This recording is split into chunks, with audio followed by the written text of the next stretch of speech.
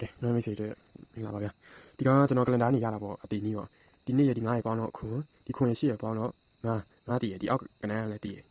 မလဲခွန်တည်မလို့နှစ်တည်ဒီမှာဆို3တည်ဒီမှာဆို1တည်ဒီမှာဆိုခွန်တည်ဒီတော့အောက်ထိုင်ကနန်းတည်ပြီးဝီပုံစံပေါင်းရင်တည်ဝီပုံစံပေါင်း4တည်ပုံစံခွန်တည်9တည်10တည်10တည်3တည်တော့အချိန်တိုင်းမှန်နေရပါပဲဒီက9ခွန်ဒီကနန်းထားပေါ့ဒီ10ချိန်မှာဆိုတော့ခွန်3တည်ပေါ့ခွန်3တည်ဘာတချိန်ကိုနေစားနော်ဒီ10ချိန်ကဒီမှာမ3တည်ခွန်တည်ခွန်3တည်အဲ့မှာကျွန်တော်ပြချင်တယ်တရားမှန်လာဟိုးနေ့ကလေးရှင်ကနေပတ်ကြတယ်ပေါ့ဒီ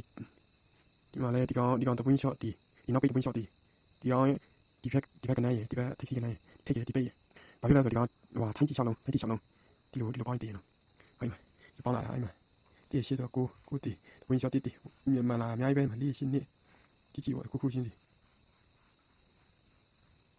တော့လာတာကြာနေပြီပေါ့ကြဒီပြင်မှာကျွန်တော်ပြပြလိုက်မှာဒီ3ခွန်3ခွန်ရ6လုံးတိုက်ရအဲ့ဆိုရင်ဒီခွန်3ရဆိုတော့3ဒီခွန်တပွင့်ရှော့6